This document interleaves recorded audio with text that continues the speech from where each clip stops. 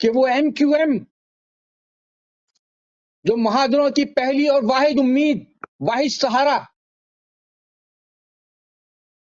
جس M Q M کے لیے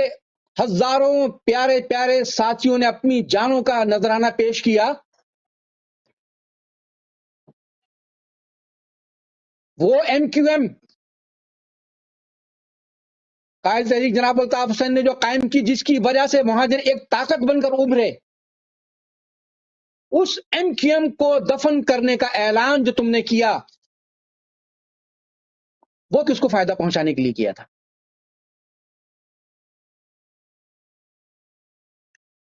جو مہاجر نام، وہ مقدس نام جس کے لیے ہزاروں لوگ قربان ہو گئے، اس مہاجر نام کو مٹانے،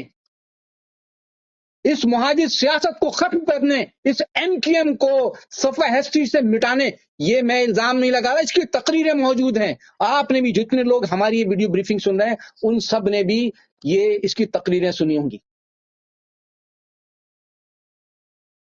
کہ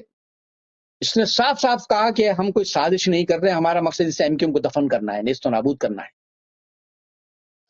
تو ہم پوچھتے ہیں کہ ایم کیو ایم کو نیست و نابود کرنے کا یہ اعلان اور اس کا اقدام، اس کی کوششیں کس کو فائدہ پہنچانے کے لیے تھی؟ ایم کیو ایم کے کارکنوں کو فائدہ پہنچانے کے لیے، اور ایم کیو ایم سے اپنے مستقبل کو، اپنی بقا کو وابستہ کرنے والی مہاجر قوم کو فائدہ پہنچانے کے لیے؟